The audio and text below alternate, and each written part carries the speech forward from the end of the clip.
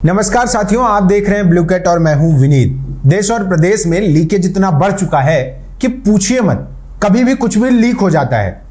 ज्यादा कुछ नहीं कहूंगा, लेकिन कभी एक्सप्रेसवे बनता है, चंद रोज में ही लीक कर जाता है हल्की सी बरसात में। और परीक्षाएं हो रही हैं, ऐसी कोई परीक्षा नहीं गुजर रही है उत्तर प्रदेश में खासतौर पर कि कोई परीक्षा गुजर जाए और जिसमें पेपर लीक की बात ना आए। यहां तक कि यूपी बोर्ड तक में पेपर लीक हो गया। फिलहाल हालत यह है कि चंद रोज पहले एक परीक्षा थी, लेखपाल का मेंस एग्जाम था। लेखपाल नियुक्त किए जाने थे उत्तर प्रदेश में। तकरीबन 8000 पदों पर भर्ती होनी थी। प्री हो चुका था और मेंस बाकी था। मेंस का ही एग्जाम था। 2 लाख के लगभग परीक्षार्थी परीक्षा देने के लिए तैयार थे, सेंटरों पे पहुंच गए थे। लेकिन हुआ क्या, वही लीक। तो आज जो पूरा ये लीकेज का सिस्टम है, खास करके परीक्षाओं पर, अब कभी एक्सप्रेसवे पे और जाएंगे, लेकिन अभी बात करेंगे परीक्षाओं में जो ये लीकेज बढ़ गया है, इसकी क्या वजह है, क्या सजा है, किन लोगों को सजा मिलती है, क्या कार्यवाही होती है, उसके बाद का क्या अपडेट कोई है सरकार के पास देने को, और क्यों होती है। तमाम सारे सवालों के जवाब हम अपने इस वीडियो में डिस्कस करेंगे। आइए शुरू करते हैं अपना वीडियो। उसको निकालो, आप निकालो। देखो इसको, इधर देखो, निकालो उसको। पकड़ो साथ। ठीक है, अब निकालो कहाँ से कहाँ है। हाँ सर, देखो ये सब, बिल्कुल सही है सर, उतना सही है। दिखाना क्या है, ये देखो जी है, ये सब डिवाइस है। ये शुरू यहीं से करते हैं। लेखपाल की परीक्षा थी। मेंस के एग्जाम में 10-10 लाख रुपए में पास कराने का सौदा तय किया दलालों ने और घूसखोरों ने। उन्होंने क्या किया कि हर परीक्षार्थी से कहा 10 लाख रुपया दे दो, लेखपाल बनना तय। और उसके लिए जुगाड़ क्या लगाया, परीक्षा से पहले 10,000 रुपए लिए, 2 डिवाइस दिया। एक डिवाइस जो ब्लूटूथ था, कान में लगना था। दूसरा डिवाइस जिसमें सिम लगाकर आपको अपने कार्बन का जो पेपर था उसमें छुपा के रखना था, जिसके आधार पर आप पूरा एग्जाम देते। हुआ भी बिल्कुल वही जैसा उन लोगों ने कहा था, वैसे ही परीक्षार्थी वो लेके एग्जाम में बैठ गए, लेकिन पकड़े गए। सिस्टम ने, वो सिस्टम जिसमें अपने आप में इतना सारा लीकेज है, उसको पता नहीं है। देर सवेर ही सही परीक्षा होते होते पकड़ लिया कि भाई मामला गड़बड़ हो गया है, पेपर लीक हो गया है। तकरीबन 20 से 21 गिरफ्तारियां हुई। और उसके बाद क्या होगा, उस पे सबसे बड़ा सवालिया निशान है। वो सबसे बड़ा सवाल है कि उन गिरफ्तारियों के बाद क्या, उस परीक्षा का क्या, उन छात्रों का क्या जो इसकी वजह से परेशान हुए, सरकार क्या करेगी और किस तरीके से करेगी। सबसे पहले हम इन्हीं लीकेज के कुछ उदाहरण दे देते हैं। जो पेपर लीक हो रहा है, उस सिस्टम में उस खराबी का खामियाजा भुगत रहे परीक्षार्थियों, और परीक्षाओं का एक हिसाब, एक लेखा जोखा हमारे पास है, जो हम आपको सबसे पहले बता देते हैं। 2017 में उत्तर प्रदेश में भाजपा शासित योगी जी की सरकार बनी। उससे पहले अखिलेश यादव जी की सरकार थी। उसकी एक घटना बता देते हैं। अखिलेश यादव जी के समय में जेल वार्डन की एक भर्ती आई। भर्ती में तकरीबन लाखों, मतलब 30-40 लाख, तकरीबन 30 लाख से ज्यादा छात्रों ने फॉर्म भरा। 400 रुपए फीस थी और भर्ती निरस्त कर दी गई।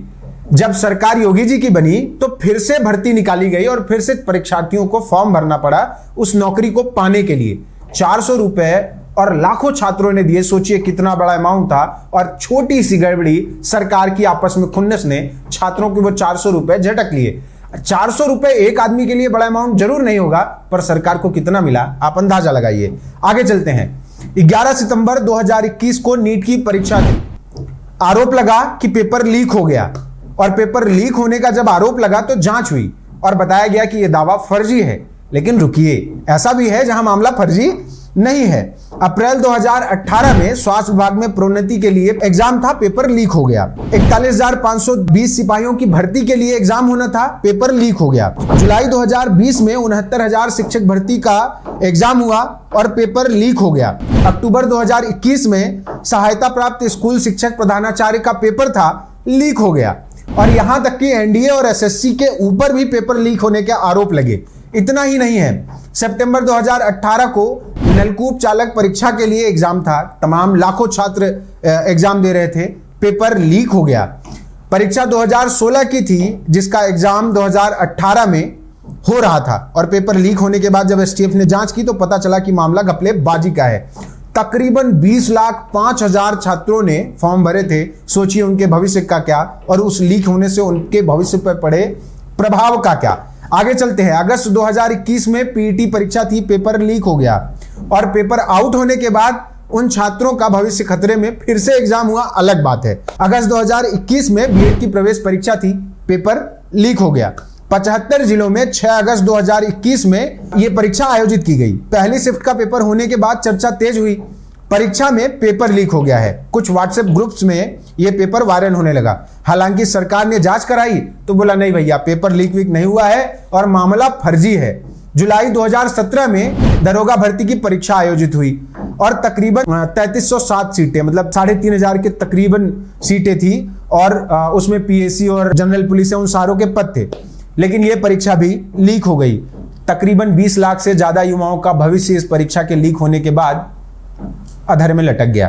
फरवरी 2018 में यूपीपीसीएल की परीक्षा हुई, पेपर लीक हो गया और पेपर लीक होने के बाद सारे पदों को निलंबित कर दिया गया। जुलाई 2018 अधीनस्थ सेवा चयन बोर्ड का पेपर लीक हो गया।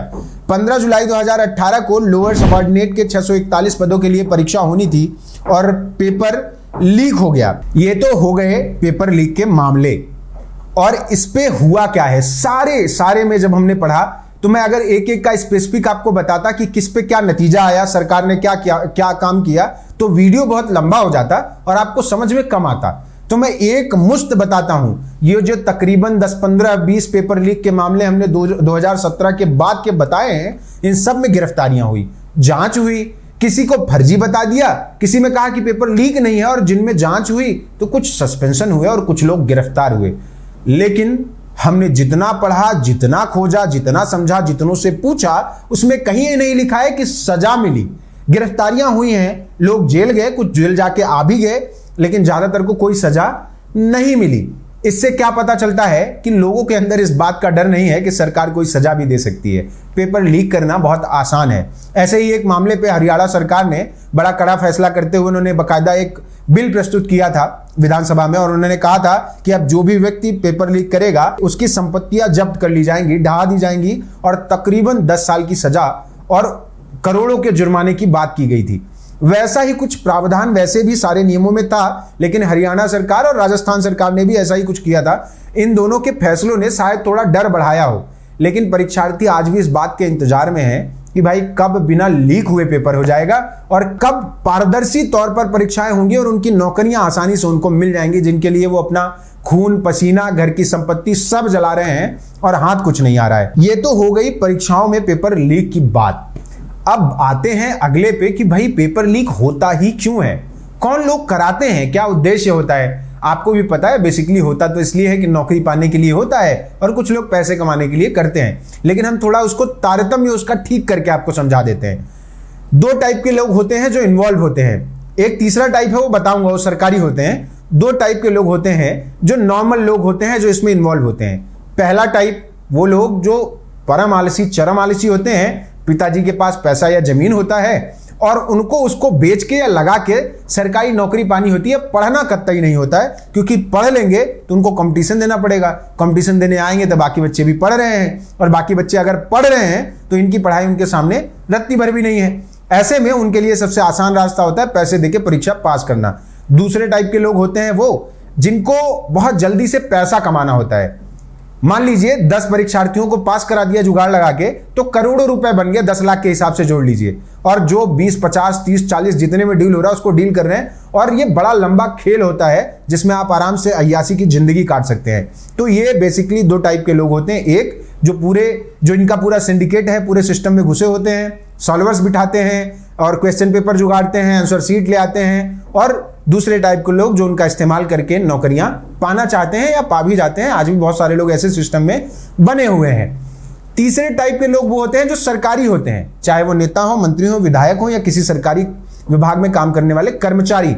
इनका भी पर्सनल इंटरेस्ट होता है या पैसे कमाने होते हैं, या इनको लगता है कि ये मामला पकड़ा नहीं जाएगा तो अपना सोर्स, पानी, पैसा, जुगाड़ सब लगा के पूरा मामला सेटिंग करने में लग जाते हैं। खास करके नेताओं का जब इन्वॉल्वमेंट होता है तो उसमें क्या होता है कि उनको पैसे कमाने होते हैं। अब आते हैं इस बात पर कि इनमें जो लोग पकड़े जाते हैं, जो गिरफ्तारियां होती हैं, उनका किया क्या जाता है। वो सबसे जरूरी पॉइंट है।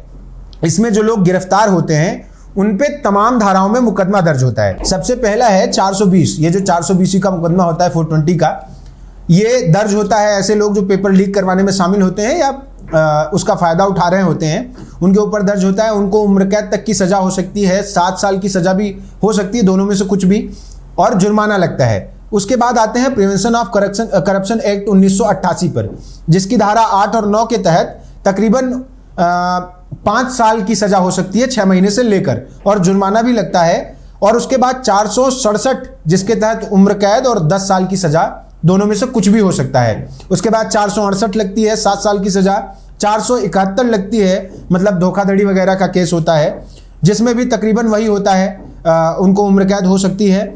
और एक लगती है 120B, ये क्रिमिनल कॉन्स्पिरेसी होती है। ये एक्चुअली जो लोग सम्मिलित होते हैं पूरी परीक्षा में, जैसे किसी ने पेपर आउट किया, कोई बीच में शामिल होकर वो सॉल्वर बन के बैठा था, कोई ऐसा है जो बीच में चैनल का काम कर रहा है, बैठ के वहां से इनपुट दे रहा है कि कौन से परीक्षा में पेपर कौन सा क्वेश्चन पे आपको मार्क करना है, ये सारे लोग शामिल होते हैं। और ये जितने भी लोग इसमें सहायता करते हैं उनको उन सब पे 120B लगता है, वो होता है क्रिमिनल कॉन्स्पिरेसी का। तो इन सारे में तकरीबन ये सारी धाराएं अगर लग जाए तो एक आदमी को उम्र कैद हो सकती है, फांसी नहीं होगी लेकिन उम्र कैद हो सकती है और मोटा जुर्माना लग सकता है। लेकिन जब आप पढ़ने जाएंगे तो आपको पता चलेगा कि ये जितनी धाराएं हमने बताई, इन सारी धाराओं में से लगने के बाद भी कितनी परीक्षाओं में किसी को सजा हुई है, सबसे बड़ा सवाल यही है।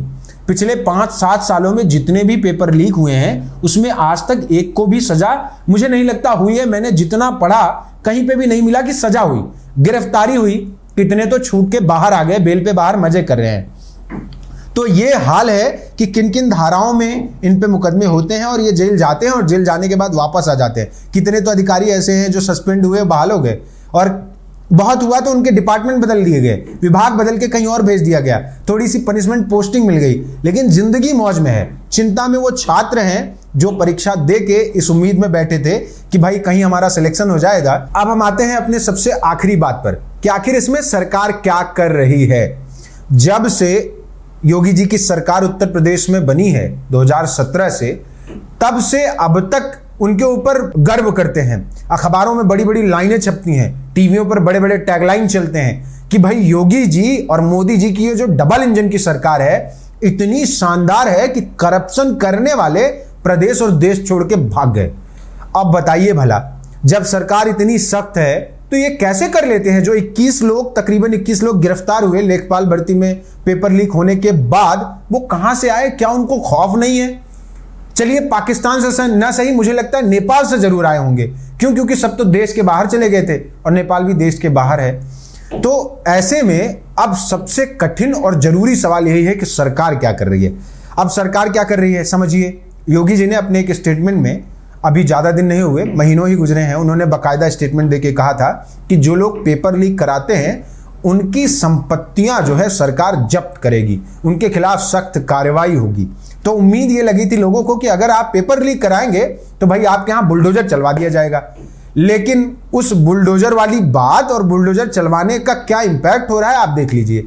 उसका खौफ कितना है इन सिंडिकेट्स में जो बाकायदा परीक्षाओं में परीक्षार्थियों को पास करने का दावा करके पैसे लूट रही हैं और हाँ पास करा भी रही हैं, तभी तो लोगों को उन पे भरोसा है। मतलब पूरा सिस्टम ही करप्ट है। और जब पूरा सिस्टम करप्ट है तो क्या योगी जी मुख्यमंत्री आवास भी गिरा देंगे? आप जिस प्रदेश के मुखिया हैं, क्या आपकी जिम्मेदारी बिल्कुल भी इस बात की नहीं है कि प्रदेश में क्या चल रहा है? जो लोग उस सिंडिकेट से जुड़े हैं, कहीं ना कहीं उनके तार सत्ता में बैठे लोगों से नहीं जुड़े हैं, तो उनका परीक्षाओं के पेपरों तक पहुंच कैसे है? अगर उन विभागों में खामियां हैं तो सरकार क्या कर रही है? सिर्फ बतौलेबाजियां या कुछ सॉलिड कदम भी उठा रही है?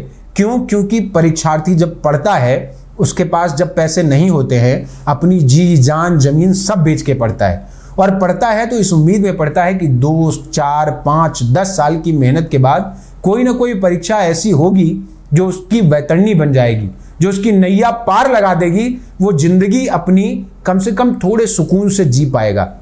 हर छात्र की परिस्थिति ऐसी नहीं होती कि 10 लाख रुपया देके परीक्षा पास कर ले, लेकिन अगर वो मेहनत करे, कंपटीशन सही से हो, तो वो परीक्षा पास करके वैलिड तरीके से किसी विभाग में अधिकारी या कर्मचारी या 4th ग्रेड का ही कर्मचारी बन तो सकता है, घर की दाल रोटी तो चल सकती है। खास करके कोरोना काल के 2 साल बर्बाद होने के बाद छात्रों पर और दबाव है, और उस दबाव के ऊपर ये बार बार पेपरों का कैंसिल होना, ये पेपर लीक होना सरकार के खुद के रवैये पर एक सवालिया निशान खड़ा करती है। एक बड़ा सवाल बनता है कि सरकार खुद क्या कर रही है और नहीं कर रही है। तो अगर उन्होंने कहा है कि संपत्तियां जब्त की जाएंगी, जो लोग संलिप्त हैं, तो आप स्वयं भी जिम्मेदार हैं। सबसे पहले आप बुलडोजर अपने मुख्यमंत्री आवास पे चलवाइए और तय करिए कि मुख्यमंत्री अपनी जिम्मेदारी का सही से पालन करे। अगर आपको हमारा वीडियो पसंद आया हो तो बने रहिए ब्लू कट के साथ। धन्यवाद।